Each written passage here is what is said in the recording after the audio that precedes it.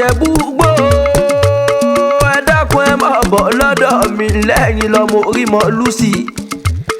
Ìlà ọmọ Orímọ Lucy nìyẹn ọmọ lọ́jà Igbó. Ọmọ ẹlẹ́kùlé Adésúré, ọmọ òkúrokú palẹ̀kùn ẹ̀kúlédè. Ọmọ onígbọ̀kọ̀ àjòjì ọgbọ́dọ̀ wọ̀. Àjòjì tó bá wọgbọ́ tàbá tẹ̀yìn yóò dìwọ̀n ẹ̀bọ̀ rámúfìjẹ́ lẹ́yìn lọ́mọ Orímọ Lucy.